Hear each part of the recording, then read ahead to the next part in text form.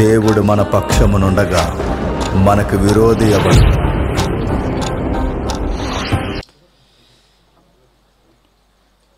స్థానిక దైవజనులకి, పెద్దలకి,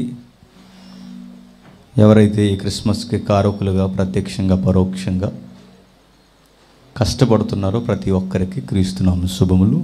చిన్న ప్రార్థన చేసుకుందామండి. ప్రేమగల తండ్రి, కృపగల దేవ, ఈ ప్రత్యేకమైన ఈ క్రిస్మస్ ఆరాధన సభలో ఆది నుంచి తండ్రి మీరు కోరుకున్నదేంటో, ఈ రోజుకి ఏడాది మాకు తెలియజేస్తున్నదేమిటో, మా నుండి మీరు ఆశిస్తున్నది మా మధ్య ఉండాలని మీరు కోరుకుంటున్నది మీ లేఖనాల వెలుగులో నుంచి స్పష్టముగా మాకు తెలియచేయండి. నిలబడిన మేమును, కూర్చున్న మీ పిల్లలను పండగ వాతావరణంలో కాకుండా కాలయాపన చేయడానికి తండ్రి ఇక్కడికి వచ్చిన వారంగా మేము ఉండకుండా తండ్రి, వాక్యము నేరుగా, వాక్యపు వెలుగులో మాతో నేరుగా ముఖాముఖిగా మీరేం మాట్లాడుతున్నారో గ్రహించుకొని మనస్సును మాకు దయచేయండి. నిలబడిన నేను తండ్రి ఏ విధముగా మీ పిల్లలకు చెబితే అర్థమవుతూ ఆ విధముగా బోధించడానికి నన్ను వాడుకుంటారని కోరుతూ, అన్ని విధాలుగా మమ్మల్ని మేము తగ్గించుకుంటూ మిమ్మల్ని హెచ్చిస్తూ మీకు లొంగిపోతూ క్రీస్తు నామాన్ని ప్రార్థన సమర్పిస్తున్నాము తండ్రి. ఆమేన్. జాగ్రత్తగా కొన్ని సంగతులు విందాం. ఈ ప్రత్యేకమైన ఈ క్రిస్మస్ కూడికలో తెలుసుకోవలసినవి, ప్రాముఖ్యమైనవి కొన్ని సంగతులు ఉన్నాయి మనకి. సహజంగా క్రిస్మస్ మెసేజ్ అనగానే కొన్ని పరిస్థితులకి, కొన్ని సందర్భాలకి బ్లాక్ అయిపోయి ఉంటాం మనం. క్రిస్మస్ అనగానే కొన్ని టకాటకమని గుర్తొచ్చేస్తాయి మనకు కొన్ని సందర్భాలు. గొర్రెల కాపర్లని చెప్పండి, జ్ఞానులని, ఎవరు, మరియ గారని, యోసేపు అని, గట్టిగా మాట్లాడితే యేసుప్రభు బాలుడని. ఇవే సందర్భాలు పసితనం నుంచి మనం చూస్తున్నాం, తప్పు కాదు. కానీ క్రిస్మస్లో ఇంకా లోతైన విషయాలు ఉన్నాయని పట్టించుకోకపోవడం మనం చేసే తప్పు. మరొక విషయం, ఇలా పట్టించుకుపోవడానికి కారణం ఏంటంటే క్రిస్మస్ని పండగలా చూస్తున్నాం మనం. క్రిస్మస్ని ఇది క్రైస్తవులు పండగని మనం సరిపెట్టేసుకుంటున్నాం మనం. అందుకే యేసయ్య పుట్టినప్పుడు లేని సందడి ఈరోజు వచ్చిందట. మరి ఎక్కడి నుండో నేను ఒక మాట అడుగుతాను, నేరుగా చెప్పండి. ఈ మధ్య క్రైస్తవ ఆల్బమ్స్ వచ్చినా, క్రిస్మస్ పేరు మీద పాటలు వచ్చినా, క్రిస్మస్ పేరు మీద కార్యక్రమాలు జరుగుతున్నా ఎక్కువగా వాడుతున్న పదం ఏంటంటే సందడి, సందడి, సందడి. నేను అడుగుతున్నాను బైబిల్ ఎరిగిన వారిని, మొట్టమొదటి క్రిస్మస్లో సందడి ఉందా? లేదు. బయట మాట్లాడొద్దని చెప్పండి. మొట్టమొదటి క్రిస్మస్లో హడావిడి ఉందా? లేదు. మొట్టమొదటి క్రిస్మస్లో బెత్లెహేము ఈదుల్లో లేదు సందడి. ఈరోజు ఆ ఈదుల పేర్లు చెప్పుకొని మీకు డౌట్ వచ్చేయచ్చు, క్రిస్మస్ చెయ్యొద్దంటారా మీరు అని.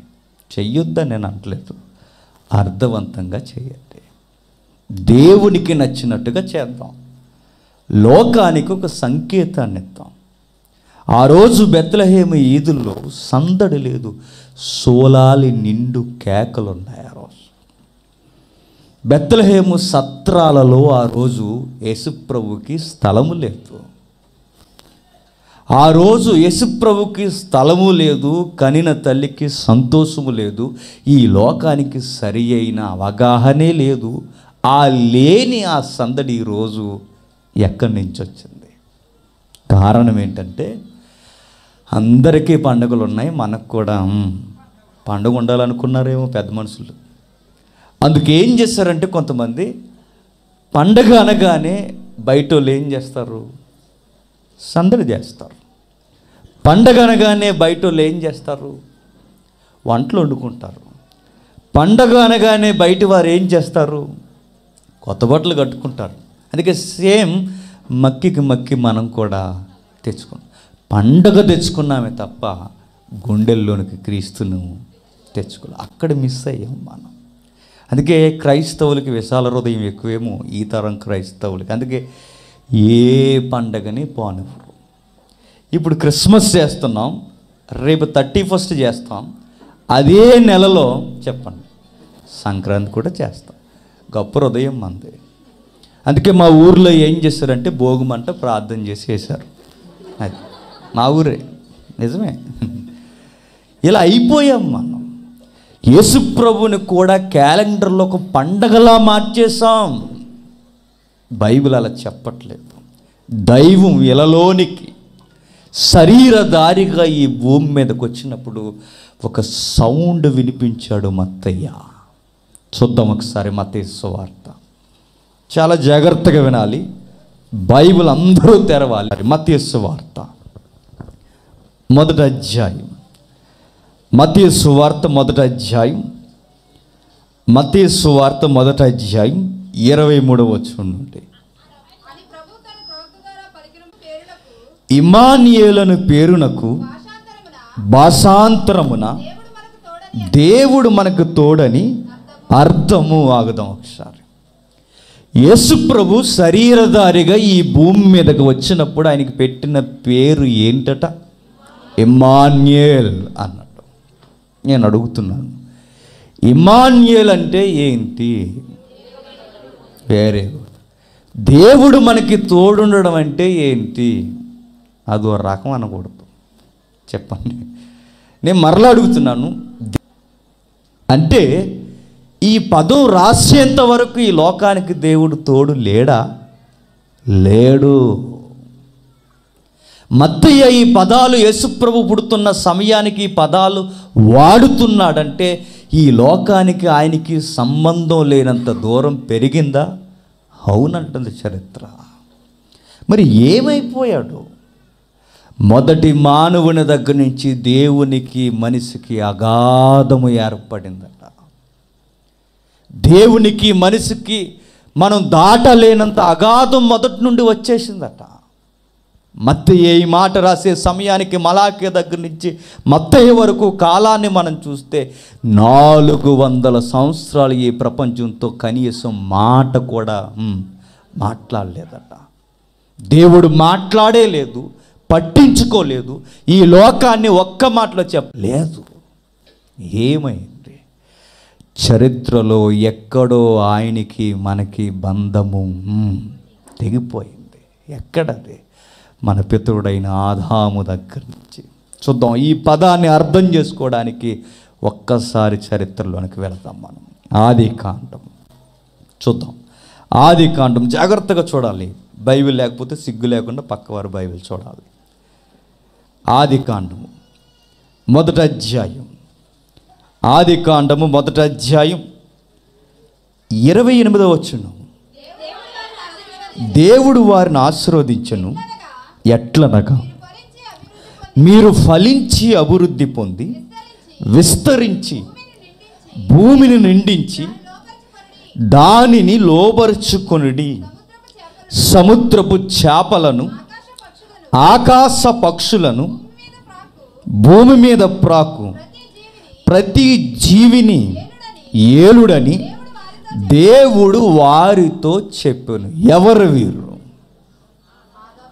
మన తండ్రి మన తల్లి, వారి పేరు ఆదాము అవ్వ. నేను అడుగుతున్నాను, మొట్టమొదటి జీవన శైలి వీళ్ళది ఎట్లా ఉంది అంటే ప్రపంచానికి ఏలికలుగా ఉన్నారట. ఈ విశ్వానికి తమను దాటిపోయే అధికారం ఏది లేదట ఆదామవ్వలకు ఉన్నంతగా. వాళ్ళ కనుసన్నల్లో దేవుడు పాలన పెట్టాడట. దేవునికి మనుషులు, దేవునికి ప్రకృతికి మధ్యలో మధ్యవర్తులుగా పెట్టాడట. ఎవరిని? ఆదాముని అవ్వని. అయితే ఒక విషయం మనం గమనిస్తుంటాం బైబిల్ చదివినప్పుడు, వద్దన్న పని చేశారు వీళ్ళు. నువ్వు మాకు ఏలికవ కాదు, మాకు మేమే ఏలికలము, మా జీవితాన్ని నువ్వు నిర్ణయించడం కాదు, మా జీవితాన్ని మాకు మేమే నిర్ణయించుకుంటామన్నంత మాట చెప్పని వైఖరి వాళ్ళు అలవాటు చేసుకొని, ఎవడో దారింటి పోయే గొట్టంగాడాడు సాతానుగాడు, వాడొచ్చి ఏదో చెబితే కనీసం దమ్మిడి ఉపయోగపడలేదు వీళ్ళకి. పుట్టించిన వాడిని, సృష్టించిన వాడిని, జీవింపజేస్తున్న వాడిని కాదని గాలి మాటలు చెప్పాడు, మాటలు చెవికి ఎక్కించుకొని వద్దన్న పని చేసి తెంచుకొని తినేశారట. అంతే.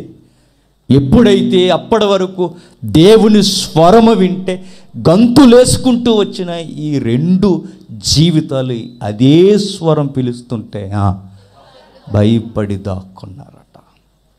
ఏమైంది వాళ్ళకి? వద్దన్న పని చేసిన వెంటనే వాళ్ళు సాధించింది ఏంటో చెప్పనా?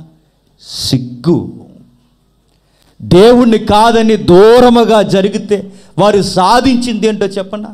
భయము, బిడియము. తమ మీద తామికి నమ్మకత్వం లేని ఒక దుష్ట వైఖరి వారి జీవితాల్లోకి వచ్చేసింది. ఆదాముకి అర్థమవుతుంది, అవ్వమ్మకి అర్థమవుతుంది. ఎంత లోతైన అగాధాన్ని మేము ఏర్పాటు చేసేసుకున్నామో, దేవుణ్ణి దూరం చేసుకొని మా జీవితాలకి ఎంత కుంపట తెచ్చి మీద పెట్టుకున్నామో, ఆదాములకి, మొదటి దంపతులకి, ఆది దంపతులకి, మన తల్లిదండ్రులకి స్పష్టముగా అర్థమైంది. ఎప్పుడైతే అర్థమైందో వారికి అర్థమైన మొట్టమొదటి సంకేతాలలో సంకేతం ఏంటి చెప్పినా, కనీసం సిగ్గుని కప్పుకోవడానికి బట్టలు వేసుకోవడం కూడా వాళ్ళకి తెలియలేదు. కనీసం నేను మరలా చెప్తున్నాను, గుప్పెడి మెతుకులు సంపాదించుకోవడానికి వాళ్ళు పడుతున్న ప్రయాస చెప్పండి, అంతా ఇంత కాదట. పరిగెడుతున్నారు.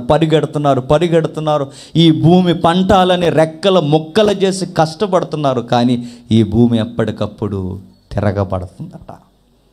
దేవుడు వాళ్ళతో ఉన్నప్పుడు వాళ్ళ జీవితం ఎలా ఉంది అంటే, వాళ్ళకి ఆకలేస్తే రేపు పొద్దున్న ఏ బ్రేక్ఫాస్ట్ రెడీ చేయాలని అవ్వమేమి టెన్షన్ చెప్పండి పడలేదు.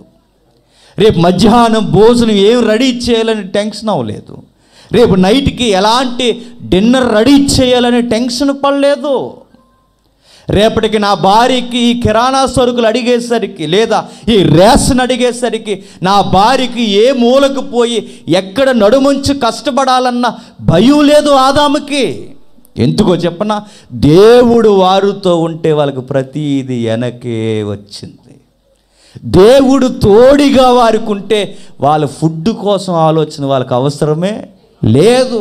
వాళ్ళు దేవుడు వారికి తోడుంటే వాళ్ళ ఆరోగ్యాల పట్ల వాళ్ళకి అసలు శ్రద్ధే పెట్టాల్సిన అవసరత కూడా వాళ్ళకి లేదు. ఒక్క మాట చెప్పాలంటే, చిన్న అవసరత దగ్గర నుంచి పెద్ద అవసరత వరకు ప్రతి దానికి కేర్ ఆఫ్ అడ్రస్ ఎవరంటే దేవుడు. అలాంటి జీవితాన్ని ఒక్కసారి రివర్స్ అయిపోవడం చూశారట. పండుతున్న పంట పండనని మొరాయించింది. రోజు సహకరించే ఆరోగ్యం నీకెందుకు సహకరించాలని ముఖానికి చెమట పట్టింది. తినే తిండి అరగనని మొండుకేసు కూర్చునే అనారోగ్యం వచ్చేసినాయి. నీడ లేదు, అప్పటి వరకు చలి వేస్తే చలికి వణికిపోయే అలాంటి దేహం లేదు. వానొస్తే ఎక్కడికి పారిపోవాలన్నా నీడ కొరకు ఎతికేంత వాళ్ళకి అలాంటి తలాంపులు కూడా ఏమీ లేవు. అన్నిటికీ ఆ శరీరానికి ఏ వాతావరణానికైనా సరిపోయే శరీరం అట. ఏ తిండినైనా తిన్న అరాయించుకునే శరీరం అట. ఈరోజు ఏమైందంటే, తిండి లేదు, నీడ లేదు, బట్ట లేదు, జీవితానికి ఒక అర్థం లేదు. ఏమవుతుందంటే, ఏదేని వనం నుంచి బయటకు వచ్చి పరిగెడుతున్నాం. ఎక్కడికి పరిగెడుతున్నామంటే, మట్టి నుండి వచ్చిన మేము మరలా మట్టికి పోవడానికి పరిగెడుతున్నాం. వెనక్కి తిరిగి ఆలోచించుకున్నారు అవ్వమ్మ, ఆదాము. మా జీవితం ఇలా అయిపోవడానికి కారణం ఏంటంటే, కేవలం మేము దేవుణ్ణి దూరం చేసుకోవడం. ఆయన తోడిని, ఆయన నీడని, ఆయన సహవాసాన్ని ఎప్పుడైతే మేము దూరం చేసుకున్నామో, మరలా మా జీవితాలకి బ్రతుకుల అర్థం లేకుండా మాకు పోయింది. మరలా దేవుడు మా దగ్గరికి వస్తే కానీ మా పంటలు పండవు, మా బతుకులు పండవు, మా ఆరోగ్యాలు మాకు సహకరించు, మా జీవితాలకి అర్థం ఉండదు. మరలా ఆ దేవునితో ఏదో విధంగా పెనుగులాడ సహవాసం తెచ్చుకోవాలని వింత వింత ప్రయత్నాలు చేస్తున్నారట మొదటి మనుషులు. ఆ ప్రయత్నాల్లో వారు చేస్తున్న ప్రయత్నాల్లో కొన్ని మనకు కనబడుతుంటే బలులు అర్పించటం, అందులో మరికొన్ని మనకు కనిపిస్తాయి. పండిన పంటలు వారి దగ్గరికి తీసుకొచ్చి బలి నైవేద్యాలుగా హోమార్పణలుగా ఇవ్వడం. మరికొంతకాలం గడుస్తుంది. ఒకరోజు ఒక విషయం అర్థమైంది. దేవుడితో మనం లేకపోయినా, మనతో దేవుడు లేకపోయినా, ఆయనతో సరి అయిన కమ్యూనికేషన్ మనకు లేకపోతే మన బతుకులు ఎక్కడ పోతున్నాయి కూడా మనకి తెలియదని ఒక పద్ధతి కనిపెట్టారట. ఏంటి ఆ పద్ధతి? చూద్దామండి, బైబిల్ అందరూ చూద్దాం ఒకసారి. ఆదికాండము 4వ అధ్యాయం, ఆదికాండము 4వ అధ్యాయం 26వ వచనం. మరియు సేతునకు కూడా కుమారుడు పుట్టెను, అతనికి ఎనోషు అని పేరు పెట్టెను. అప్పుడు యెహోవా నామమున ప్రార్థన చేయుట ఆరంభమాయెను. ఇది పాజిటివ్ రెఫరెన్సే కాదు, అందులో నెగిటివ్ యాంగిల్ కూడా ఉంది. అప్పటి వరకు వారు చెయ్యనిది అంటే చెప్పిన ప్రార్థన లేదు బతుకులకి. అప్పటి వరకు వారు చెయ్యనిది అంటే చెప్పిన దేవుని కూర్చుని ఎత్తుకుల్లాట్లో ఎలా పట్టుకోవాలన్న సరి అయిన అవగాహన కూడా వాళ్ళకి లేదు. తెగించి మాట్లాడాలి అంటే బతుకుల్లో ప్రార్థన లేదు. అప్పుడు అర్థమైందట, దేవుడితో మాట్లాడితే కానీ మన బతుకులకు అర్థం లేదండి. దేవుడితో మాట్లాడితే కానీ మన జీవితాలకు తృప్తి లేదండి. దేవుడితో ఉంటే కానీ మన జీవితాలకి ఒక ముగింపు సరి అయినది లేదని గ్రహించిన వీళ్ళు ప్రార్థన కనిపెట్టారట. ఆ ప్రార్థన ఎనోసు పేరు మీద స్టార్ట్ చేశారు. సేతు కొడుకు పుట్టాడు, సేతు కొడుకు పేరు ఎనోసు. ఆ ఎనోసు తర్వాత అక్కడి నుంచి ఒక జనాంగం దేవునితో ఏదోలా కనెక్ట్ అవుతుందట. బాగా వినాలండి. ఎప్పుడైతే దేవునితో అలా కనెక్ట్ అవుతూ వస్తుందో ఆ కొనసాగింపు వస్తూ ఉండగా సేతు కొడుకులు పుడుతున్నారు. ఆ కొడుకుల్లో ముఖ్యమైన పేర్లు మనకు కనబడుతుంటే సేతు తర్వాత ఎనోసు, ఎనోసు తర్వాత కేనాను, కేనాను తర్వాత మహాయేలు, మహాయేలు తర్వాత ఆనోకు, ఆనోకు తర్వాత మెతుసల, మెతుసల తర్వాత లెమేకు, లెమేకు తర్వాత నోవహు. వీళ్ళంతా దేవుని కొరకు ప్రార్థనలు, భయభక్తులు కలిగి కాస్తంత బతకాలన్న కుతూహలం కలిగి నెమ్మది పొందిన కుటుంబాలుగా మనకు కనబడుతున్నాయి. ఎప్పుడైతే వీరు నెమ్మది కలిగి జీవిస్తున్నారో అలా నెమ్మది కలిగి జీవిస్తూ ఉండగా నోవహు కాలానికి వచ్చేసరికి మరలా బంధం తెగిపోయిందట. ఏమైందో తెలుసా? దేవుని కుమారులు నరుల కుమార్తెల్ని చక్కని వారని చూసి వారందరిలో తమ మనసుకు నచ్చిన వారిని స్త్రీలను వివాహం చేసుకునే ప్రశ్న, ఎవరు దేవుని కుమారులు? ఎవరు నరుల కుమార్తెలు? ఎవరెవరిని పెళ్లి చేసుకోవడం వలన దేవుడు ఇంత ఫైర్ అవుతున్నాడు? జరిగింది ఏదో మరలా తెగ్గొట్టే బంధం. దేవుడితో చట్టా పట్టాలు వేసుకొని ఎనోసు దగ్గర నుంచి ప్రార్థనలు ప్రారంభించిన ఈ జనాంగం రాను మరలా మారిపోయిందట. ఎంత మారిపోయిందంటే వారు బంధాలు మార్చేసుకున్నారట. ఏం జరిగిందో తెలుసా? మీరు బాగా వినండి. ఆదికాండం చదువుతున్నప్పుడు ముఖ్యముగా 2 తెగలు మనకు కనబడతాయి. ముఖ్యముగా 2 తెగలు, అదే ఆదాము నుంచి వచ్చిన 2 తెగలు. ఒకటి సేతు సంతానం, 2 కయ్యేనుగాడి సంతానం. ఈ సేతు సంతానంలో ఎనోసు దగ్గర నుంచి భయభక్తులు స్టార్ట్ అయ్యాయి. ఆ సేతు దగ్గర నుంచి కాస్తంత భయభక్తులకు పునాదులు పడ్డాయి. వీరి తరపున మనం చూస్తున్నప్పుడు ప్రార్థన, భయభక్తులు, పిల్లలు పుట్టినప్పుడు వారి పిల్లల పుట్టుకకు కాలానికి సంబంధించిన అర్థవంతమైన పేర్లు, మెతుసల లాంటి పేర్లు పెట్టుకొని బతుకుతున్నప్పుడు ఈ జనాంగం ఎలా డెవలప్ అవుతూ దేవుని కుమారులు అని అనిపించుకుంటున్న ఈ దేవుని కుమారులు ఒక్కసారిగా కయ్యేనుగడి సంతానం వైపు తిరిగారట. వాళ్ళే నరులు, వాళ్ళే నరమాతృలు, వారే లోకస్తులు. వీళ్ళు ఏం చేస్తారో తెలుసా? వీళ్ళ విచిత్రమైన పనుల్లో డెవలప్ అవుతున్నారంటే ఎవరు? కయ్యేను సంతానం. ఏం చేస్తున్నారో నేను కొన్ని పదాలు చదువుతాను, మీరు చూడండి. 4వ అధ్యాయం 16వ వచనం. అప్పుడు కయ్యేను యెహోవా సన్నిధి నుండి బయలుదేరి వెళ్ళి ఏదేనుకు తూర్పు దిక్కు నోదు దేశంలో కాపురం ఉండెను. కయ్యేను తన భార్యను కూడినప్పుడు ఆమె గర్భవతి ఆనోకుని కనెను. అప్పుడు అతడు ఆ ఊరిని కట్టించి ఆ ఊరికి తన కుమారు పేరును బట్టి ఆనోకను పేరు పెట్టిన. ఆగుదాం, చూడండి, స్పష్టంగా కనబడుతున్నాయి. సేతునకు కొడుకు పుడితే ప్రార్థన చేశారు.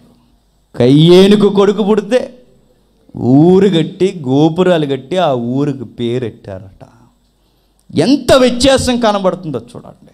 వీరిలో భయభక్తులు కనబడుతున్నాయి, వీరిలో పేరు ప్రతిష్టలు కనబడుతున్నాయి, వీరిలో దేవునితో మాట్లాడాలన్న తలంపు కనబడుతుంది, వీరిలో తమను తాము పొగుడుకునే తలంపులు కనబడుతున్నాయి. ఒకడేమో కొడుకు పుడితే ఆ కొడుకు పేరు మీద పట్నం కట్టించాడట. మరొకడు పుడితే కయ్యేనుగాడి సంతానంలో మరికొంతమంది ఏం చేశారంటే వింత వింత సంగీత వాయిద్యాలు కనిపెట్టారట. వాళ్ళు మానసికంగా ఎలా ఉల్లాసముగా ఉండాలి, కొత్త వైవిధ్యమైన కొత్త సంగీతాన్ని ఎలా పుట్టించాలని మరికొంతమంది నాంది పలికారట. అందులో ఒకడు ఉన్నాడు మనకి అడ్రస్కి, వాడి పేరు యోబాలు. వీడు సంగీతాన్ని పుట్టించాడు. ఒకడేమో కన్స్ట్రక్షన్ కట్టడంలో నెంబర్ 1 పేరు ప్రతిష్టలు సంపాదించుకున్నాడు. మరొకడు ఉన్నాడు, వాడొక వింతోడు, ఈ తరానికి సరిపోయేవాడు, వాడి పేరు లెమెకు. ఆడేం చేశాడట? ఏకంగా ఇద్దరిని పెళ్లి చేసుకున్నాడట. చేసుకున్నాడు. ఈ తరం లాంటి వాడు అంటున్నాడట, గొప్పలకు పోయి చెప్తున్నాడు. ఏమన్నా తెలుసా? ఓ ఆదా, ఓ శీలా, నేనెంత గొప్ప ఉండో నా ఎంక చూడండి అన్నాడట. చాలామంది ఇలాంటి భర్తలు ఉంటారండి. వీడి బిల్డప్ ఎక్కువ ఎక్కడెత్తాడు తెలుసా? అలా ఆవిడ దగ్గరే. ఏమనుకుంటున్నా నా గురించి అంటాడు. చాలామంది భర్తలను చూడండి, ఊరంతా గొడవలు పెట్టుకుని అలా ఆవిడ దగ్గర చూపించాడు మొత్తం అంతా నీ వల్ల జరిగిందంటాడు. ఎవరిని? అసలు సంబంధం ఉంది ఆవిడకి? లోకుగా కనబడేది, వీడు చెప్పేంత సోదంతా వినేది ఒకే ఒక అమాయకురాలు, చెప్పండి, భార్య. అలాంటి వీడు ఎవరు? లేవు. వీడు అంటున్నాడట, ఇదిగో మీకు విషయం చెబుతా, ఓ ఆదా, ఓ శీల, నా పలుకు వినుడి. లెమెకు భార్యలారా, నా మాట ఆలకించండి. నన్ను ఒకడు కొట్టినందుకు నేనేం చేశానో తెలుసా? వాడిని నేను చంపేశాను. నిజంగా చూడండి, భయపడాల్సే పనిని ఏం చెప్తున్నాడు? గొప్పగా చెప్తున్నాడు. సిగ్గుపడాల్సిన సంగతిని సిగ్గు లేకుండా నేను హత్య చేశానని చెప్తున్నాడు. ఇంకా ఏం చెప్పుకుంటున్నాడంటే, ఇదిగో ఒకరిని కొట్టినందుకే ఇన్ని తంటాలు స్టార్ట్ అవుతాయంటే కయ్యేనికి 7 వస్తే నాకు 70 వచ్చిన ఐ డోంట్ కేర్ అంటున్నాడు. ఎవరితో? అలా ఆవులతో. ఎప్పుడైతే ఇలాంటి బిల్డప్లు ఇచ్చే జాతి స్టార్ట్ అయిపోయారో, నరహత్యలు, బహుభార్యతత్వం, సంగీతాలు, ఇల్లులు కట్టుకోవడాలు, ఎంజాయ్ చేయడాలు, ఇలాంటివన్నీ వారిలో స్టార్ట్ అయిన తర్వాత ఒక జాతి డెవలప్ అవుతుందట. ఈ పక్క నుండి అటువైపు నుండి ప్రార్థన, భయభక్తులు, దేవునితో సహవాసం అనే ఒక తెగ స్టార్ట్ అవుతుందట. వారు కలిసిపోయి పెళ్ళిళ్ళు చేసుకున్నారట. 6వ అధ్యాయంకి వచ్చేసరికి ఎవరు ఈ నరమాతృలంటే కయ్యేనుగాడి సంతానం. వారు దేవుని పిల్లలు కారు, వారు లోకస్తులు.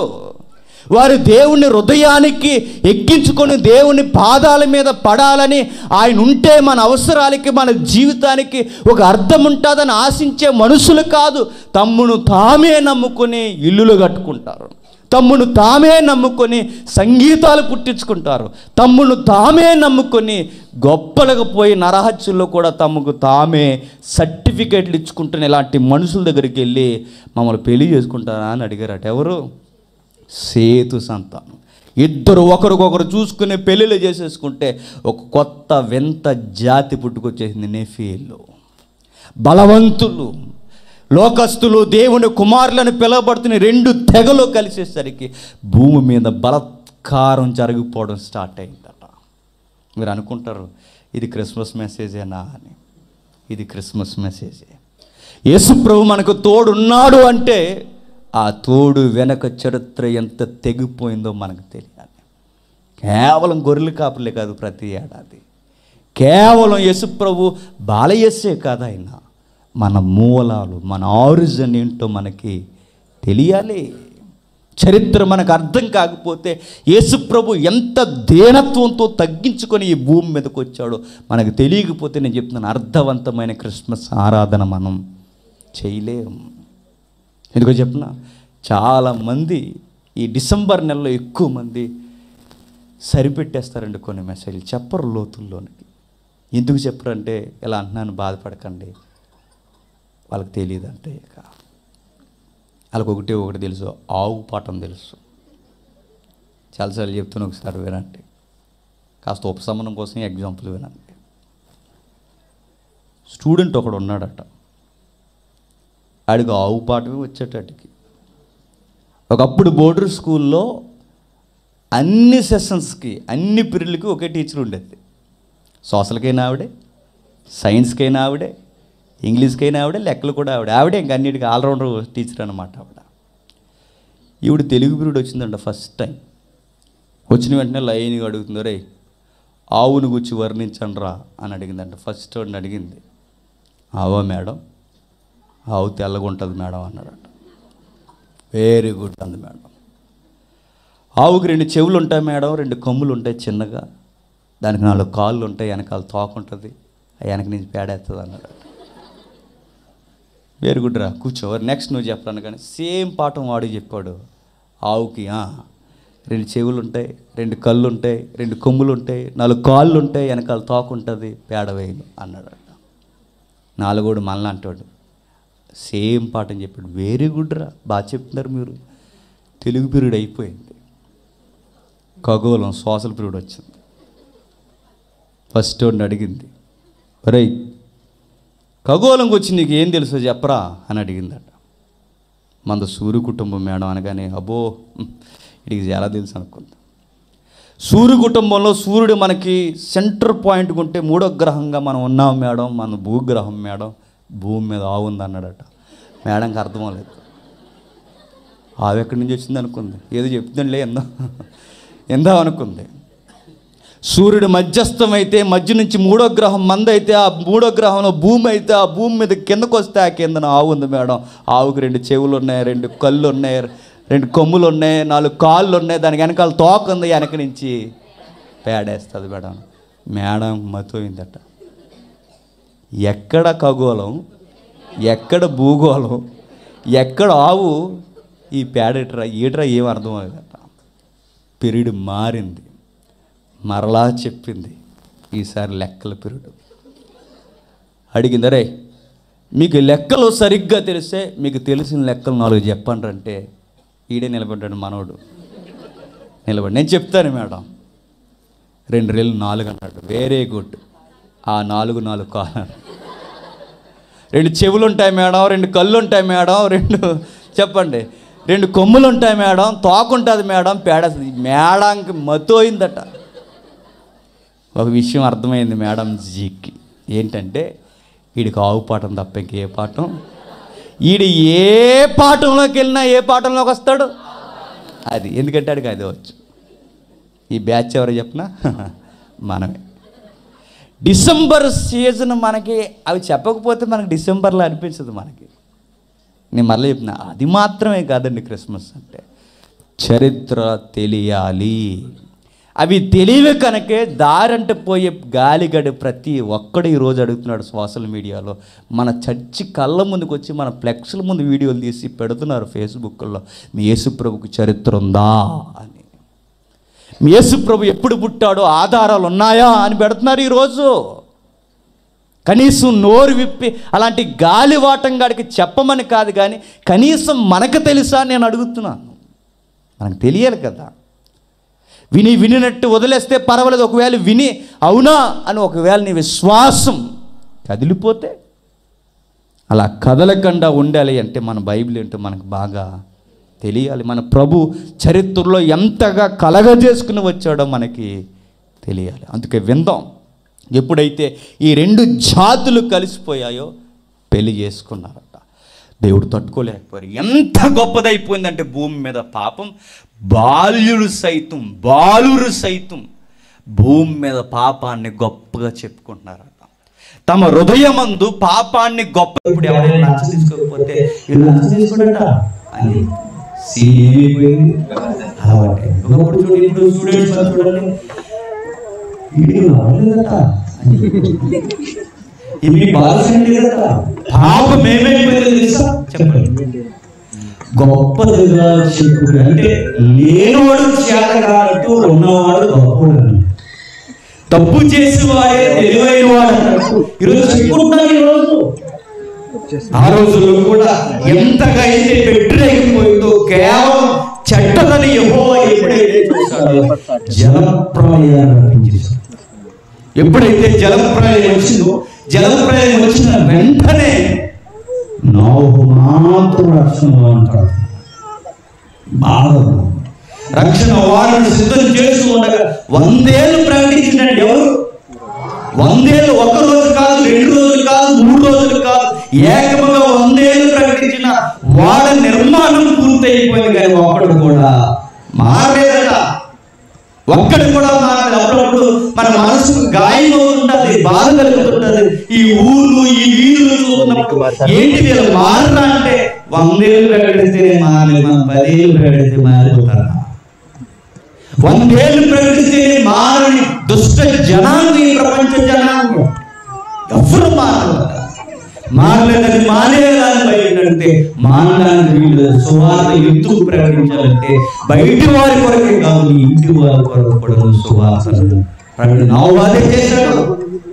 నోవహు అదే కట్టాడు. ఎప్పుడైతే నోవహు వాడ కడుతున్నాడో పబ్లిక్ అంతా వచ్చి అడుగుతున్నాడు, ఏంటి పిచ్చా అని అడిగారు. ఎస్, దేవుడు పిచ్చానండి. ఎవరు బాగా వీసుకంటే ఏం మాట్లాడుతుంది పబ్లిక్ అంతా ఎవరు చూసి నోవహు. ఎప్పుడైతే ఇలాంటి మాటలు మాట్లాడుతున్నారో కొత్తగా ఎవరికి నోవహు కొడుకులు కొత్త కోడలు వచ్చాడు. వీళ్ళు కూడా వాడే కడుతున్నారట. అందరూ వచ్చి ఇరుగు అందరూ అడుగుతారు, ఎవరైనా వాడ నది దగ్గర కడతారు, ఎవరైనా వాడ సముద్రం దగ్గర కడతారు, మీరు ఊరు మధ్యలో కడతారంటే వీళ్ళు వింతగా చెబుతున్న సమాధానాలకి పబ్లిక్ నవ్వుకున్నారు.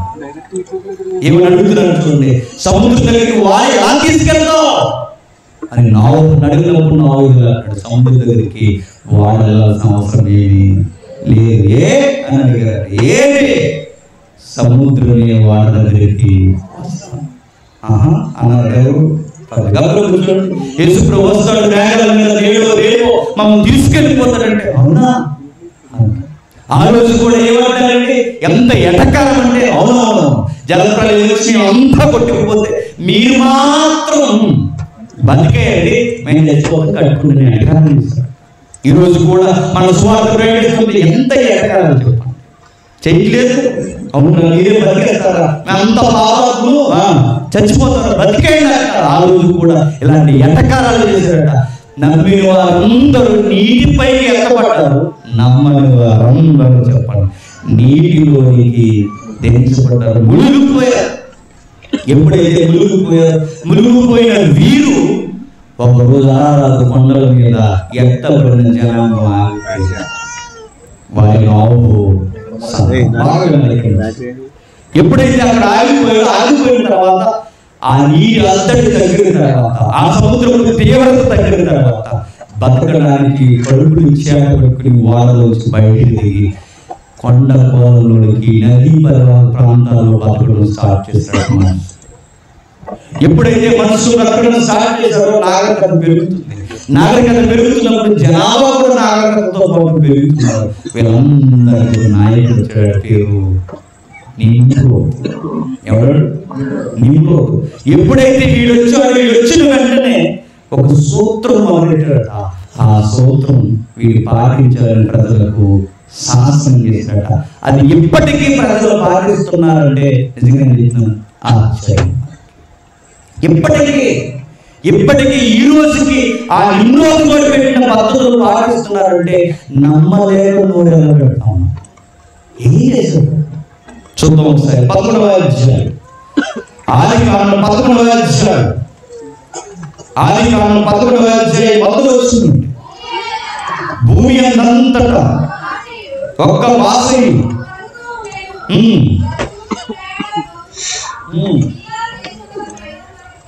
సీనారు దేశంలో ఒక మైదానం వారు కనబడి అక్కడ వారు నివసించి మన ఇటుకలు చేసి బాగుగా కాల్చిన రండని ఒకటితో ఒకడు మాట్లాడుకుని కొన్ని పదాలు ప్రయోగించాడు. చూడండి, జాగ్రత్తగా వినండి. బైబిల్ 2 భాగాలుగా మనకు కనిపిస్తుంది. ఎన్ని భాగాలు? 2 భాగాలు. ఏంటా భాగం? ఒకటి ఆఖరి భాగం, 2 ఎవరు చెప్పారు? బైబిల్ 2 భాగాలు. ఆ 2 భాగాలు ఏంటి? ఒకటి చెప్పండి. అందుకే మనం ఎన్ని నిబంధనలని అడగట్లా, మరలా ఎన్ని నిబంధనలని అడగట్లేదు. ఎన్ని భాగాలు? 2 భాగాలు. ఒకటి ఆదికాండం 1వ అధ్యాయం నుంచి 11వ అధ్యాయం వరకు ఒక భాగం అయితే, ఆదికాండం 11వ అధ్యాయం నుంచి ప్రకటన గ్రంథం 10వ అధ్యాయం వరకు 2వ భాగం. ఈ రెండింటి మధ్య దేవునికి మనుషులకి బంధం బాగా వినాలి, బాగా చరిత్రది. ఆదికాండం 1వ అధ్యాయం 11వ అధ్యాయం వరకు ఏం జరిగిందంటే, పలుమార్లు దేవుని చేత చెప్పండి మొట్టికాయలు మొట్టికాయ తినేసి పలుమార్లు దేవునికి దూరం అయిపోయి ఇక్కడికి వచ్చేసరికి ఒకడు పూర్తిగా దేవుని విరుద్ధమైన చర్యలు చేస్తున్నాడు. వాడు ఏమి చేస్తున్నాడంటే, భూమి అంతటా ఒక్క భాషయు ఒక్క పలుకు ఉందట.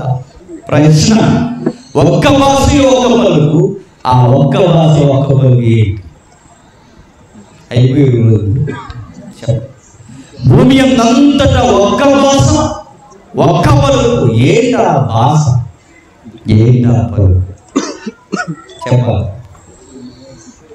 మీకు బాగా అర్థం కావాలంటే మాట్లాడుతూ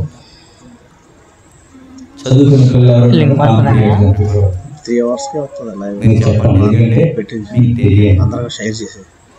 ప్రపంచంలో మొట్టమొదటి తెగం అది మెసొపొటేమియా ప్రాంతం.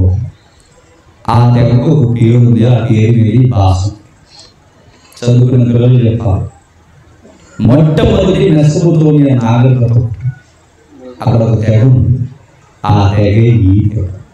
ప్రపంచ చరిత్ర ఏ చరిత్ర అయితే మూల పురుషులు చెబుతున్నారో ఆ మూల పురుషులే వీళ్ళు. వాళ్ళే అప్పుడు రాజ్యం ఎవరు? సుమేరియన్ తెగ.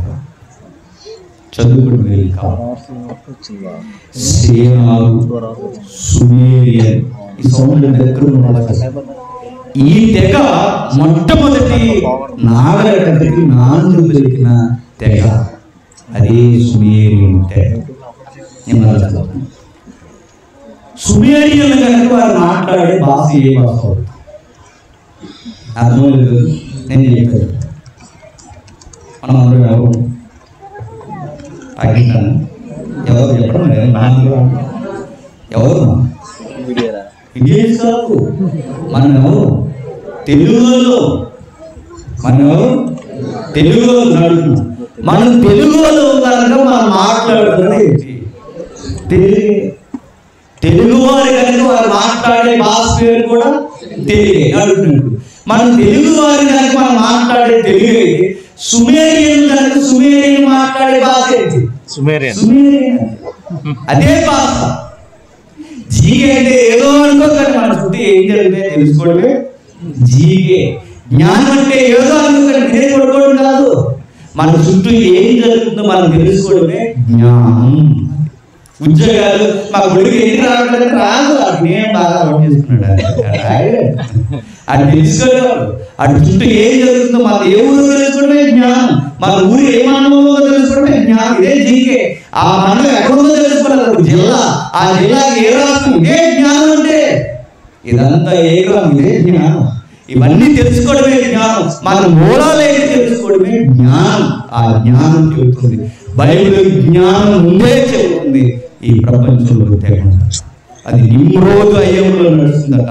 అది ఎంత పేదలంటే వారు తూర్పున ప్రయాణం అయిపోతుండగా సీనారు దేశం మైదానం వారు కనబడి అక్కడ వారు నివసించి మనం ఇటుకలు చేసి బాగుగా కాల్చడం రండి ఒకరితో ఒకడు మాట్లాడుతున్నాను.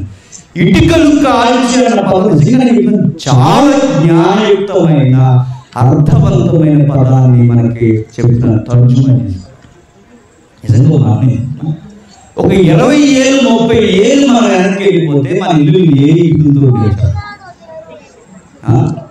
పచ్చిటికలు ఏ ఇల్లు మనకి పచ్చిటికలతో పచ్చిటికలు కట్టుకునే ఇల్లు గట్టిగా ఏదైనా తుఫాన్ వస్తే మన తల్లిదండ్రులు పడుతుంది. పచ్చిటికల దగ్గర ఎక్కువ సమాజం వచ్చిన ముసాబు పట్టిన ఏమైపోయేవారు, కాలవారున్న ఇల్లు అయితే కంగారు అయిపోయేవారు. విషయంలో 30 ఏళ్ళ వరకు ఇంటికి సరి అయిన లైఫ్ ని ఇంటికి ఇలా లేకపోతే ఎవరైనా జ్ఞానం ఎవరు లేదు, మనకి లేదు. ఎప్పుడో పురాతనమైన మనసు అప్పటికే వాళ్ళకి తెలిసిపోయిందట కాల్చిన ఇంటికి లైఫ్ ఎక్కువ ఉండాలి. అప్పుడప్పుడు గొప్ప చెప్తున్నారండి, ఇదిగో మా ఏరియాలో హర్యానా రాష్ట్రంలో కొండ దొరికిందంటారు.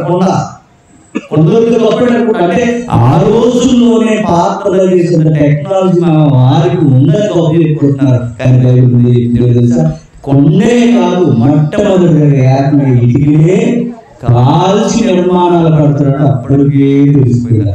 ఇప్పుడు మనం పాటిస్తున్న టెక్నాలజీ చెప్పండి, ఆ రోజే ఇంటికి మధ్య ఏ అరుసులు ఉండాలో సెట్ చేశారట, నిర్మాణాలు చేపట్టారట. ఆ నిర్మాణాలలో ముఖ్యమైన ప్రాజెక్ట్ పెట్టారట. ఏంటి ఆ ప్రాజెక్ట్ ఆలోచించారు. మరియు వారు మనము భూమి అంతటా చేరుకుంటున్నాం. ఒక పట్టణము ఆకాశమునందు శిఖరముగా ఒక గోపురము కట్టుకొని పేరు సంపాదించుకున్నాము రండి మాట్లాడుకోగలుగుతున్నాం. 4వ వచనంలో 4 లైన్స్ నేను చెప్పాను. ఏమన్నా అడుగుతున్నాను. 4వ వచనంలో 4 ప్రాజెక్టులు పెట్టుకున్నారు. ఏంటా మొట్టమొదటి ప్రాజెక్ట్? ఎక్కడికి చెరుకోవాలి యూనిటీ విప్లవం. మనం ఎక్కడికి చెరుకోవాలి. రెండవది మనం పట్టణం కట్టాలి, టౌన్ ఫామ్ చేయాలి. 3 ఆకాశాన్ని అంటే శిఖరంగా కట్టాలి. వీటన్నిటి తర్వాత మనుగడకు అవసరమైన పేరు ప్రతిష్టలు సంపాదించుకోవాలి. మనుగడ అంటే ఒక మనిషి మనుగడ జరగాలి అంటే పంటలు పండాలి, ఒక మనిషి మనుగడ జరగాలి అంటే ఆరోగ్యం, ఇవన్నీ జరగాలి అంటే పైకి దేవుని సెలవు. అప్పుడు అది బాగా ఆదాము దేవునికి దూరం అయితే ఆహారం పడింది, ఆదాము దేవునికి దూరం అయితే ఆరోగ్యం నిలబడింది, ఆయుష్ కృషించిపోయింది. ఆదాముకే కాదు నాలుగు ముందటి తరాలలో దేవునికి సహవాసం దూరమే పెళ్లిళ్ళు కట్టడాలు పెట్టుకుంటే జీవితానికి తృప్తి లేకుండా పోయి జలప్రలయం అందరినీ చంపేసింది. మరలా అలాంటి భయంకరమైన పరిస్థితి మనకు రాకుండా ఉండాలి అంటే మనంతా ఐక్యతతో ఉంది, మనంతా ఒక పట్టణం కట్టుకుని మనం ఎక్కడికి పోకుండా సమృద్ధితో బతకాలి. పేరు ప్రతిష్టలు అంటే మనకి సమృద్ధితో మనం బతకాలి అంటే మనం అర్జెంటుగా ఊరి మధ్యలో ఒకటి కట్టాలన్నారట. దాని పేరే గోపురం. ప్రశ్న, పట్టణం కట్టారంటే పట్టణంలో ఎవరు ఉండడానికి? మనుషులు ఉండడానికి. గోపురం కట్టారంటే గోపురంలో ఎవరు ఉండడానికి? దేవుడు ఉండడానికి కట్టారట. చాలామంది పైన చదివేసి ఏమన్నారంటే ఆ గోపురమే అపార్ట్మెంట్ అనుకున్నారు, రాజు గృహకల్ప అనుకున్నారు. చాలామంది బోర్డెవర్లను ఇచ్చేశారు. ఆ ఎవరిని ఏంటంటే దేవుడు ఎందుకు బాబేలు గోపురాన్ని పడగొట్టేశాడు, ఎందుకు బాబేలు గోపురాన్ని లేకుండా చేసేసాడంటే అందరూ చెప్పిన మాట ఏంటంటే అలా కట్టుకుంటూ ఆకాశంలోకి అంటేలా కట్టుకుంటూ వెళ్ళిపోతే ఆక్సిజన్ అందదని ఈ అమాయకులకి తెలియ కట్టేస్తున్నారని దేవుడే కలగజేసుకుని వచ్చి ఏం చేశాడట? గోపురం. కథ బాగా చెప్పారండి. నేను ఒక మాట అడుగుతున్నాను. అలాగే అయితే ఈ రోజుకి బాబేలు కన్నా ఎత్తైన మిద్దులు మేడలు భవంతులు పెద్ద పెద్ద నేను చెప్తున్నాను ఆకాశంలోనికి మేఘాల్లోకి వెళ్ళిపోయే పెద్ద పెద్ద కట్టడాలు లేవా? మరి వాటిని ఎందుకు పడగొట్టలేదు? ప్రపంచంలో అతి పెద్ద కట్టడం ఉంది, దాని పేరు బుర్జ్ ఖలీఫా. చాలా పెద్దది, సుమారు 180 నుంచి 190 అంతస్తులు ఎత్తట. మేఘాలు అలా తాక్కుని వెళ్తాయంట. బుర్జ్ దుబాయ్లో అడగని చెప్తారు. అలా తాక్కుని వెళ్తారు. మరి దాన్ని ఎందుకు పడగొట్టలేదు? అలాగ అందుతుంది ఆక్సిజన్ కోసం కాదు దేవుడు పడగొడతా.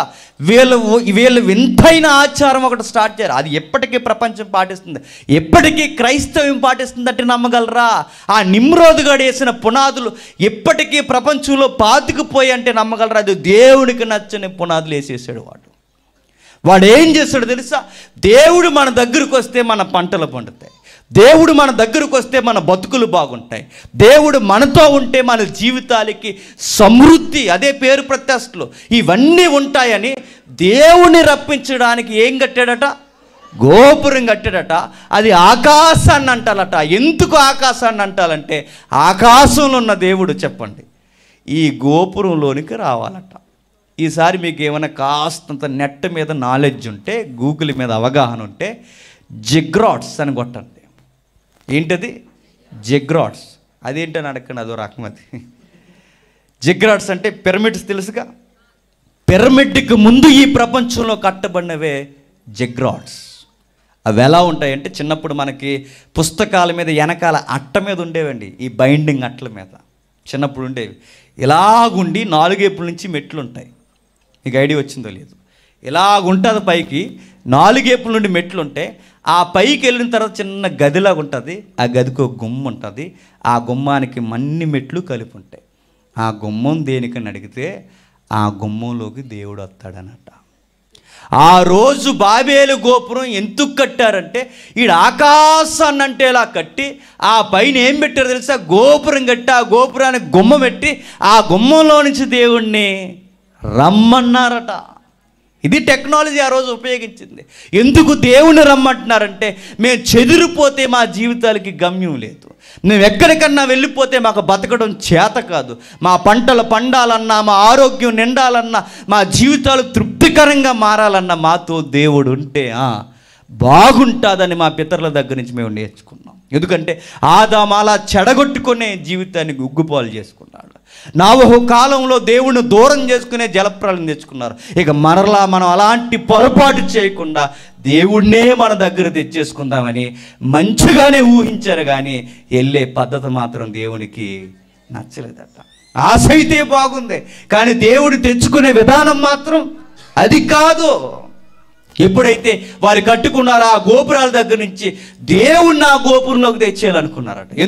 ఎందుకు రావాలి అంటే ఇదిగో ఈ గోపురం దగ్గరికి బలులు, నైవేద్యాలు, నీకు ఇష్టమైనవన్నీ మేము తెస్తాం, మాకు ఇష్టమైనవన్నీ ఆ మెట్లు గుండాల దిగొచ్చి మమ్మల్ని దీవించి వెళ్ళిపోయినారు. ఇప్పటికీ మీరు చూడండి, మీ ఊర్లో ఎక్కడైనా, ఈ ఏరియాలో ఎక్కడైనా, ఈ పశ్చిమ గోదావరి జిల్లాలో ఎక్కడైనా మీకు పురాతనమైన గుడులు కనబడితే ఒకసారి చూడండి. ఈసారి ఆ పురాతనమైన గుళ్ళు మీరు అబ్జర్వ్ చేయండి. ఇలా పైకి ఎలా కడతారు, ఆ పైకి వెళ్ళిన తర్వాత ఒక గుమ్మం పెడతారు, ఆ గుమ్మానికి చిన్న డోర్ పెడతారు. చూడండి ఈసారి కావాలంటే అబ్జర్వ్ చేయండి. ఈ కట్టడాలు, ఈ విధానాలు ఎక్కడి నుంచి వచ్చాయంటే అక్కడి నుండి వచ్చాయి. ఎక్కడి నుండి? నిమ్రోదు దగ్గర నుంచి. అక్కడి నుంచే కదా ఇవి క్రైస్తవ్యంలో కూడా వచ్చేసినాయి. క్రైస్తవ్యంలో కూడా ఈ మధ్య సూదిగా గుడిగొట్టి పైన గుమ్మ పెట్టి గుమ్మం దగ్గర ఏదైనా నడితే బాగుంటుందని గంట ఎడుతున్నారు. ఎలా వచ్చినాయి ఇవన్నీ?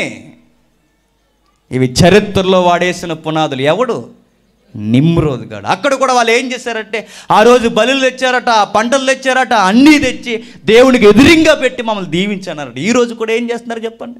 దేవుడికి ఇష్టమైనవని చెప్పి పళ్ళు, పలహారాలు, అవి ఇవి అవన్నీ తెచ్చి దేవుడి ముందు పెట్టి దిగిరా, ఆ గుమ్మంలోంచి రా, వచ్చి మమ్మల్ని దీవించి వెళ్ళిపో అన్నారట. నువ్వు ఉంటే మా జీవితాలు బాగుంటాయి అనడానికి గుర్తుగా రమ్మన్నారట. నిజంగానే దేవుడు వచ్చేసాడట. ఆ రోజు వచ్చి ఏం చేశాడంటే మొత్తం గుడిని, వాతావరణాన్ని చెప్పండి పడగొట్టేశాడట. దేవుడు కావాలనుకోవడం మంచిదే, కానీ ఆ తెచ్చుకునే విధానం మంచిది కాదు. ఎప్పుడైతే దేవుడు వచ్చాడో, వచ్చిన తర్వాత వాళ్ళు తీసుకున్న నిర్ణయం ఏంటి చెప్పిన, ఎవడికి వాడు చెల్లా చెదురైపోయాడు. వాళ్ళు పెట్టుకున్న పాయింట్స్ అన్నీ మొత్తం విరిగిపోయాయి. మొట్టమొదటి వారు కోరుకున్నది ఏంటి చెప్పిన, ఎక్కడికి చెదిరిపోకుండా అన్నారు. వాళ్ళు దేవుడు వచ్చిన వెంటనే వాళ్ళు ఏమైపోయారు? చెదిరిపోయారు. మనం అంతా ఒక పట్టణం కడతాం, కనీసం పట్టణం కాదు కదా, పూరు గుడిసు కూడా వేసుకుంటే ఎవడికి వాడే డొక్క చేతితో పెట్టుకుని పారిపోయారట. ఏమైంది? భాషలు వచ్చాయి రోజు. భాషలు అనగానే ఈరోజు ఇంగ్లీష్ ఫ్యాషన్ అయిపోయింది, కొన్ని నేషనల్ లాంగ్వేజెస్ ఫ్యాషన్ అయిపోయినాయి. ఆ రోజుల్లో ఒక్కటే పలుకు, ఒకే భాష. కానీ ఆ తర్వాత ఏమైందో తెలుసా? ఈ భాషలని ఎర్రి భాషలు అయిపోయినాయి. భాషలు అంటే ఏదో అనుకోకండి, లాంగ్వేజెస్ అంటే ఏదో అని ఊహించుకోకండి. ఇప్పుడు అంతా మనం మాట్లాడేది ఏంటి? తెలుగు. ఇప్పుడు అంతా మనమే ఆది పురుషులు అనుకోండి, మనమే ఆది జనాంగం అనుకోండి. ఇప్పుడు నేనే నిమ్రోద్ అనుకోండి కొంతసేపు. ఇప్పుడు మనం ఇక్కడ గోపురం కడుతున్నప్పుడు ఎప్పుడైతే దేవుడు వచ్చి నన్ను కొట్టి మిమ్మల్ని కొట్టాడో, కొట్టిన వెంటనే మన భాష మారిపోయిందట. మరి ఇలా రారా అంటే కేవో అట్నాడు అంటాడు, అట్నుంచి ఇలా రారా, అది చేయరు ఇది చేయరంటే ఆడు ఏదో ఎర్రి మాట్లాడుతుంట. వాళ్ళందరికీ అర్థమైపోయింది, వీడిది నాకు అర్థమవుదు, నాది వీడికి అర్థమవుతుంది. రే నా మాట అర్థమయ్యేలా ఎంతమంది ఉన్నాయి, ఇలా వెనక్కి రా అన్నట. వీళ్ళందరూ వెనకైతే వీళ్ళందరూ తెలుగులో ఎలా పోయారట. ఇంగ్లీష్ మాట్లాడితే ఇంగ్లీష్ అంటే అదొక ఎర్రి, ఇంక అంతేక. అలా మాట్లాడు, అలా పోయి, ఇలా మాట్లాడు, ఇలా పోయి, సముద్రానికి ఒకడు, మెట్టకొకడు, గుట్టుకొకడు, నదికొకడు, ఒకడికొకడు పారిపోయి ప్రపంచ దేశాలు. చెప్పండి యారు, ఇది మూలం చరిత్ర. ఎప్పుడైతే ఈ ప్రపంచ చరిత్రను ఏర్పాటు చేసుకునే భాష, సాహిత్యము, ఈ టెక్నాలజీ అభివృద్ధి పొందించుకున్న దేవుని దగ్గర తెచ్చుకోవడంలో మాత్రం విఫలమైపోయారట. దేవుళ్ళు పుట్టారు, దేవతలు పుట్టాయి, నక్షత్రాలను ఆరాధించిన పుట్టే పద్ధతులు పుట్టాయి, చంద్రుడిని, సూర్యుడిని, నదిని, సంధ్యవేళని, ప్రతి విషయాన్ని ఆరాధించడం, దేవుళ్ళ దగ్గరికి వచ్చి అర్పణలు ఇవ్వడం పుట్టుకొచ్చాయి. ఇవన్నీ దేనికి చేస్తున్నాయి అంటే దేవుడు మాతో ఉంటే మా బతుకులు బాగున్నాయి. ఎన్ని ప్రయత్నాలు చేసినా, ఎన్ని యజ్ఞయాగాలు జరిగించినా, ఎన్ని విశ్వ ప్రయత్నాలు చేసినా ఈ రోజుకి మనుషుల బతుకులకు అర్థాలు దొరకలేదు.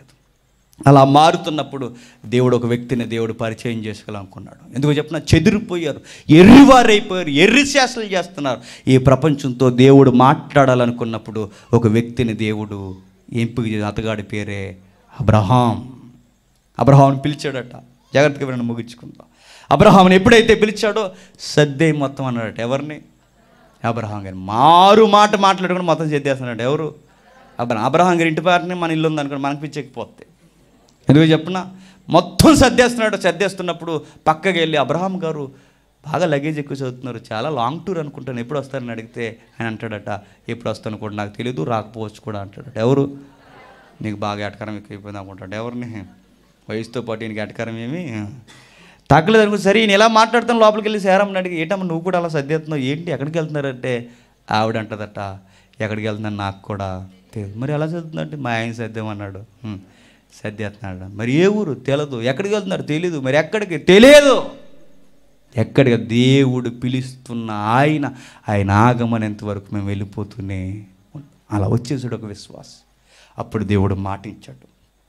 దీవెన కొరకు ఎంత ఎంపర్లాడుతున్నారో, సమృద్ధి కొరకు ఎంత ఎంపర్లాడుతున్నారో, నా తోడుండాలని ఎంత ఎదురు చూస్తున్నారో, ఈ మనుషులకి నీ ద్వారా దీవెనంటే ఏంటో చూపిస్తా.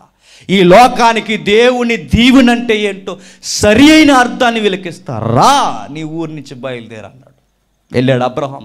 స్థిరపడ్డాడు. స్థిరపడిన తర్వాత 100 ఏండ్ల వయసులో నవ్వు అని పేరు పెట్టుకున్న కొడుకు పుట్టాడు. అతగాడి పేరు ఇస్సాకు. ఇస్సాకు అంటే స్మైల్ బాయ్, నవ్వు.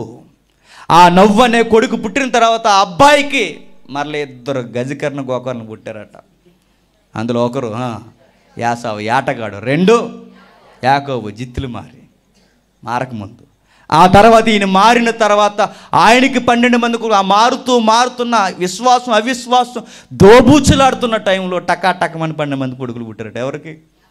యాకోబుకి. ఆ 12 మంది కొడుకులకి ఆయన తండ్రికి దేవుడు పెట్టిన పేరు ఇశ్రాయేలు. ఇశ్రాయేల్ అన్న పేరు మీద ఇశ్రాయేలీలు అనే పేరు వచ్చిందట. చరిత్ర అండి ఇదంతా. యేసుప్రభు ఎలా వచ్చినట్టు మనకు తెలియాలి ఇదంతా. ఎప్పుడైతే ఈ ఇశ్రాయేలీలు అన్నవారు పుట్టుకొచ్చారు, అప్పుడు దేవుడు అన్నాడట, మీ ఆదాము దగ్గర నుంచి, మీ పితరుల దగ్గర నుంచి, మీ అబ్రహాము దగ్గర నుంచి, ఇస్సాకు దగ్గర నుంచి, యాకోబు దగ్గర నుంచి నేను పరిచయం అవుతున్నా. నేను చెబుతున్నాను, నేను మీతో ఉంటే వ్యాధులు కూడా మీ దగ్గరికి రావు. అదే మోసే ధర్మశాస్త్రం చదువుతున్నప్పుడు అడుగడుగును మనకు కనబడుతుంది. నేను మీతో ఉంటే మీ పంటలు పండుతాయి, నేను మీతో ఉంటే మీ బతుకులు పండుతాయి, నేను మీతో ఉంటే ఏ చెడ్డ రోగం మీ దరిదబ్బులు కూడా రాదు. నేను మీతో ఉండాలి అంటే మీ చుట్టూ ఇల్లులు కట్టుకొని, మీ గుడారాలు చుట్టూ వేసి, మధ్యలో నాకు గుడారమయ్యని మీ మధ్యకు వస్తాను. మీ మధ్యకు వచ్చి నేనుంటాను.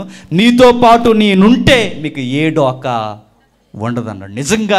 నిజంగా దేవుడు ఉంటే ఏ డోకా ఉండదంటే, చరిత్రలో దేవుడు వారికి తోడుంటే 40 ఏళ్ళు చెప్పండి అరణ్యంలో కనీసం చెప్పండి ఏ డోకా కాదు కదా, చెమట కూడా వాళ్ళకి ఎక్కలేదట, చెమట కూడా పట్టలేదట, సొమ్మచల్లలేదంట. సొమ్మచల్లడం అంటే కనీసం వారికి కళ్ళు కూడా తిరగలేదట, చెమట పట్టలేదట, ఏమీ జరగలేదట. 40 ఏళ్ళు దేవుడు ఉంటే ఎలా ఉంటుందో, దేవుడు మనుషులకు తోడుంటే ఎలా ఉంటుందో చూపించాడు అరణ్యంలో. ఎలాగో తెలుసా? 6 లక్షల మంది కాదు, 20 లక్షల మంది లెక్కలేస్తే బైబిల్ పండితులు 20 లక్షల మంది ఆహారం అంటే, అలా ఆహారం ఆకాశం నుంచి అలా వచ్చేసిందట, ఆకాశం నుంచి వచ్చేసిందట ఆహారం. అంతే, ఇక సమృద్ధిగా నిండిపోయేంత ఆహారం వచ్చిందట. చాలామంది తిరిగేసి అడుగుతున్నారు, ఏమని తెలుసా? ఆకాశం నుంచి ఎక్కడైనా ఆహారం వస్తుందటండి, మరి బైబిల్లో కథలు రాశారు అంటున్నారు. ఇలా మాట్లాడేవాడిని నెల్లూరు తీసుకోండి. ఎక్కడికి? నెల్లూరు. ఈ మధ్య నేను ఎక్కువ చెప్తున్నాను, నెల్లూరే తీసుకెళ్ళండి. ఆ మధ్య ఆకాశం నుంచి ఏమొచ్చినాయి తెలుసా? ఏమొచ్చినాయమ్మా? ఎంత పొడవు ఉన్నాయి? చాలా పొడవు ఉన్నాయి. కారులో వెళ్తున్న ఫ్యామిలీ కూడా ఆపేసి కవర్లు తీసుకుని తల్లి నలుగురు డ్రైనేజ్ దగ్గర పడేసుకున్నారు. ఏంటో తెలుసా? చేపలు. ఆకాశం నుంచి చేపలు పడ్డాడు. నిజంగా ఆకాశం నుంచి చేపలు పడతాయని మనకు తెలుసు? ఇప్పటివరకు తెలీదు. ఆకాశం నుంచి చేపలు రావడం ఎంత వింతో, ఇశ్రాయేలుకి అరణ్యంలో ఆకాశం నుంచి మన్నా రావడం కూడా అది వింతే. ఈ 21వ శతాబ్దంలో మొన్న కురిసింది. ఆ మొన్న కురిసిన వాడు ఎవడైనా నోరిప్పి మాట్లాడి ఎవరు మాట్లాడలేదు. పెద్ద మనుషులని భుజాల మీద పేర్లు రాంచుకున్న మేధావులు ఉన్నారు కదండి, మరి ఏదోటి చెప్పాలని వాళ్ళు చెప్పారట చిన్న కథ. ఆ కథ ఏంటంటే, సుడిగుండాలు అలా సముద్రం మీదకి వెళ్ళాయట. అలా సుడిగుండం అలా గిర్రా తిరిగేస్తేనట చేపలన్నీ అలా పైకి వెళ్ళిపోయినాయట. ఆ సుడిగుండం అలా టౌన్లోకి వచ్చిందట. ఆ నెల్లూరు టౌన్ మీద అలా గురిచేస్తే చేపలన్నీ కిందకు వచ్చినాయట. అనగానే అవునా, ఇంకా దేవుడు కూడా ఉన్నాడు అనుకున్నా అని నమ్మేశారట ఇలా అందరూ. నేను ఒక మాట్లాడుతున్నా, మీరు కూడా నమ్మేస్తే కనుక ఓ మాట్లాడుతున్నా. మీకు చెరువులు ఎక్కువ ఉన్నాయండి. మీ చెరువుల్లో సుడిగుణం వచ్చి నిజంగానే చేపలను ఎత్తుకుపోతే చెరువుల్లో చేపలు మాత్రమే ఉంటాయా? ఇంకా ఏముంటాయి చెప్పండి? పాములు ఉంటాయి, నత్తలు ఉంటాయి, పీతలు ఉంటాయి, కప్పలు ఉంటాయి, ఇలాంటి చెట్లు ఉంటాయి, దాని బుడతలు ఉంటాయి, గడ్డి పరకలు ఉంటాయి, గుర్రపు డప్పలు ఉంటాయి, ఇవన్నీ ఉంటాయి. సుడిగుణం వచ్చి అన్నదట, మీరు ఎవ్వరు రాకండి, చేపలు మాత్రమే రండందా. కనీసం లాజిక్ ఉండాలి కానీ చెప్పారంటే, కనీసం రీజనింగ్ ఉండాలి కదండి.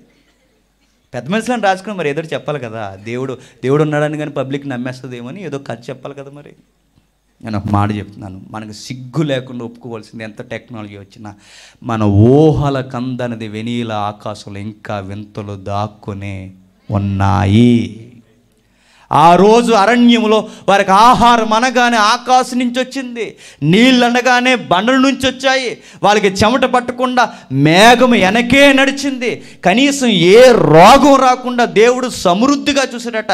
ఇన్ని కలిసి రావడానికి కారణం ఏంటంటే దేవుడు వారితో పాటు ఉండి కలిసి నడిచాడు. చరిత్ర మరలా చెప్తుంది, దేవుడు మనతో ఉంటే మనకి ఏ డోకా ఉండదుగాక ఉండదు, ఏ చీకు చింత ఉండదు. ఇదే జీవితం ఆదాము వాళ్ళు చూశారు. తప్పు చేయక మునుపు, పండు తెంచక మునుపు వాళ్ళకి ఏ బాధ ఏ ఇబ్బంది లేదు. వాళ్ళకి సమృద్ధిని చూశారు. మరలా ఇశ్రాయేలు చూశారు, వాళ్ళకి ఆకలేస్తే 20 లక్షల మందికి అలా ఆహారం వచ్చేసిందంట. అంతే.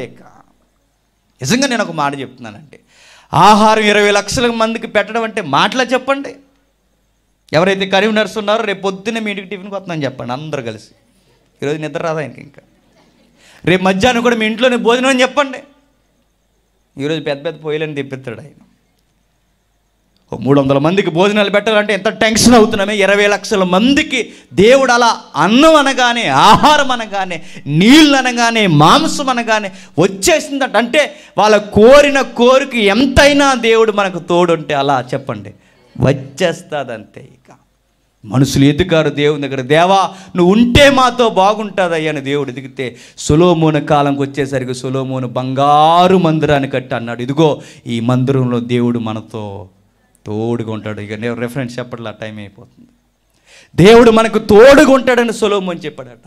ఇశ్రాయేలుకి యాజకులు చెప్పారట. మరలా వీరు ఏం చేశారంటే కక్కిన వాంతి కుక్క తిరిగినట్టు మరలా వెనక్కిపోయి లోకంలోకి పోయి సిరియా దేవతల్ని, అశూరు దేవతల్ని, వ్యభిచార దేవతలను తెప్పించుకుని వాటిని పూజిస్తే మరలా వాళ్ళ మీదకి రోగాలు వచ్చేసాయి. మరలా వారి జీవితాల మీదకి భయంకరమైన కరువులు వచ్చాయి. రాజులు దండయాత్ర వచ్చింది. జీవితాలు చిదిగిపోయాక మరలా దేవుని వైపు తిరుగుదామన్నా సరి అయిన మార్గం వీళ్ళకి దొరకలేదు. ఎన్ని సంవత్సరాలంటే సుమారు 400 సంవత్సరాలు. దేవుడు వీరు చెయ్యొదిలేశాడు. దేవుడు వీరిని గెంటేశాడు. దేవుడు కాదన్నాడు, ఇక పొమ్మన్నాడు. ఎప్పుడైతే దేవుడు తోడు లేడో ఈ ప్రపంచానికి మరలా చెప్తున్నాను బతుకు అర్థం తెలియకుండా పోయింది.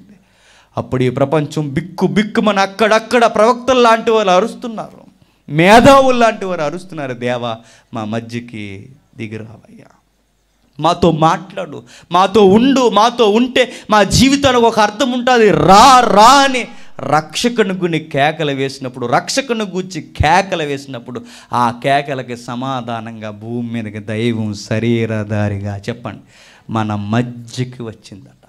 యోహాను రాస్తూ ఏమంటున్నాడు చూడండి. యోహాను సువార్త 1వ అధ్యాయం, యోహాను సువార్త 1వ అధ్యాయం 14వ వచనం.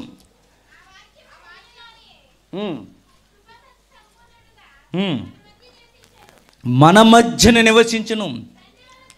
చూసారా, ఏ నిమ్రోదైతే ఊరంతా కట్టి మధ్యలో గోపురం పెట్టి దేవుడు మధ్యలో ఉండాలని కోరుకున్నాడో, ఏ సొలొమోను అయితే చుట్టూ పట్టణం కట్టి మధ్యలో బంగారు దేవాలయాన్ని కట్టి మధ్యలో ఉండాలని కోరుకున్నాడో, ఏ ఇశ్రాయేలు అయితే చుట్టూ గుడారాలు వేసుకుని మధ్యలో దేవుడు ఉండాలని దేవుడే చెప్పాడో, అదే భావజాలంలో యేసుక్రీస్తు ఎవరి మధ్యకు వచ్చాడట? మన మధ్యకి వచ్చాడట.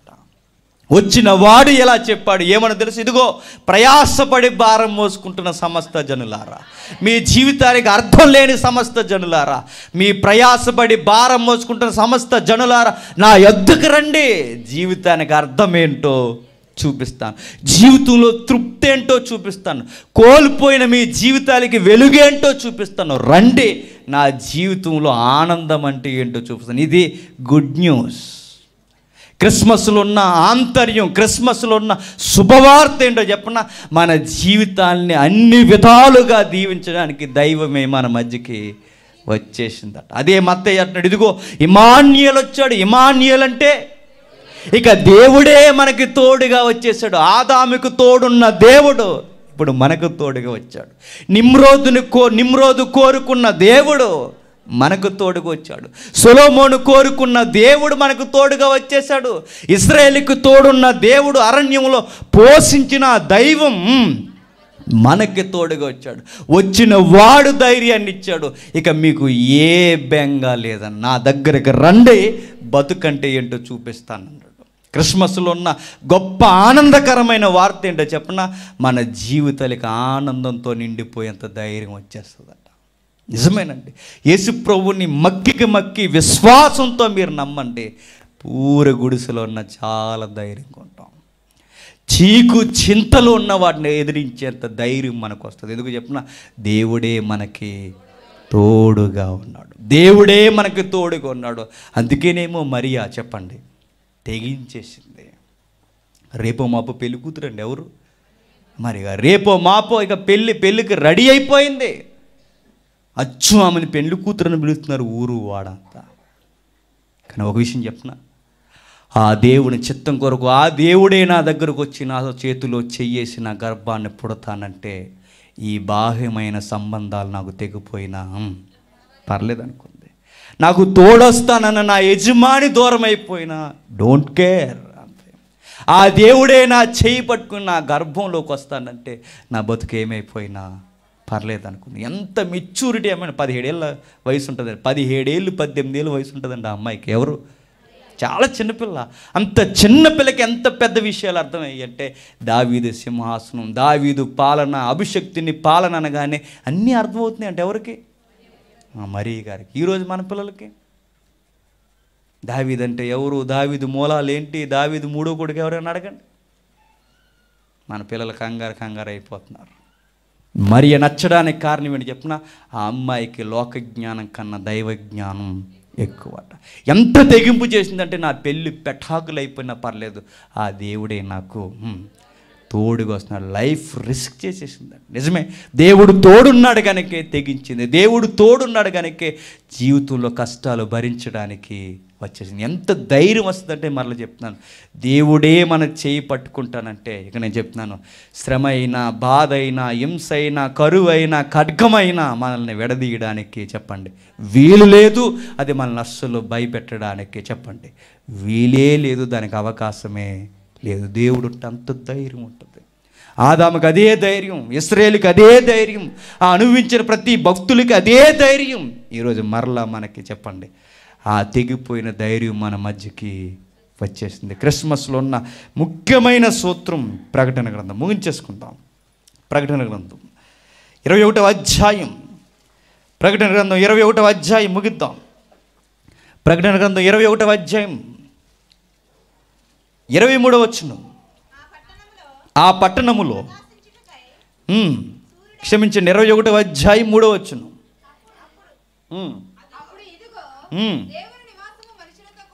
దేవుని నివాసము మనుష్యులతో కూడా ఉన్నది, ఆయన వారితో కాపురముండును, వారు ఆయన ప్రజలయ్యుందురు, దేవుడు వారే తాను దేవుడయ్యుండి వారికి తోడై ఉండు. అది గుడ్ న్యూస్, అదే క్రిస్మస్.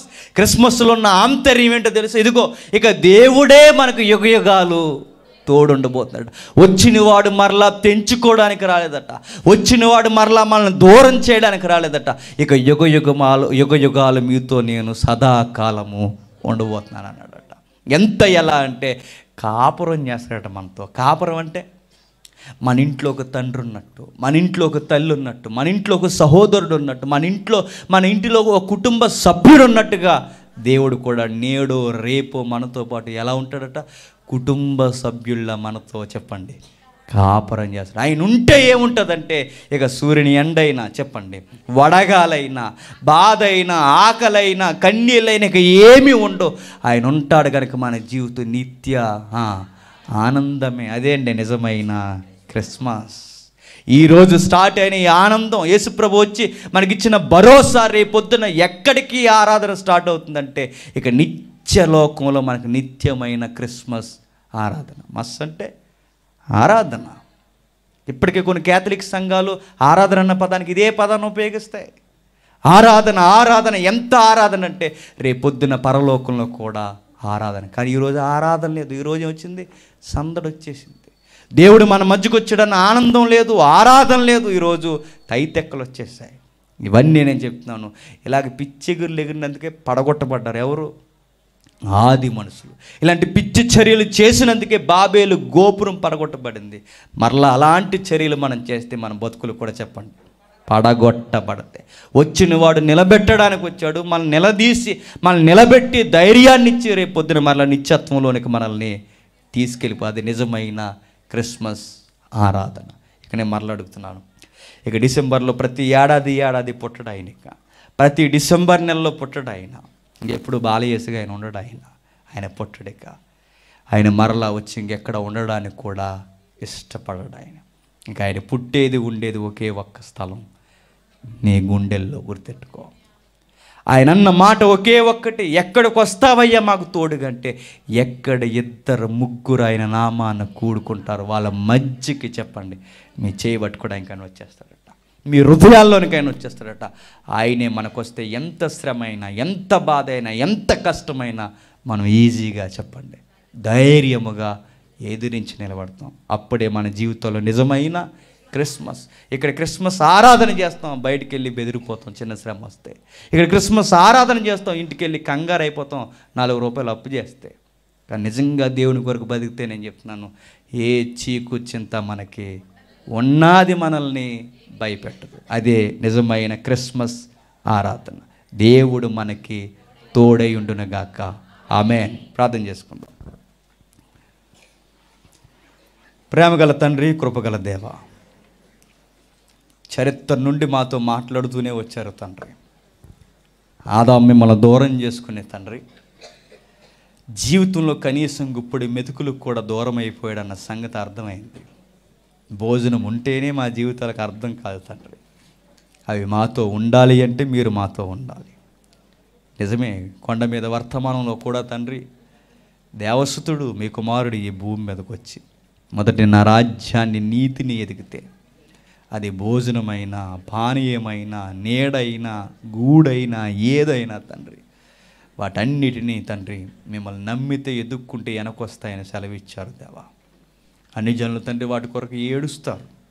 వాటిని ఎలా సంపాదించుకోవాలో తెలియక తండ్రి వింత వింత ప్రయత్నాలు చేస్తారు. మాకు ఆ భయం లేదు తండ్రి. మొదటి మీ రాజ్యాన్ని నీతిని ఎదిగి తండ్రి నిజమైన ఆరాధికులుగా మేము మారితే మా జీవితానికి కావలసినవన్నీ మీరు అనుగ్రహిస్తారని సెలవిచ్చారు తండ్రి. ఇంత భావజాలం తండ్రి క్రిస్మస్లో బాహాటంగా మాకు ప్రకటింపబడింది.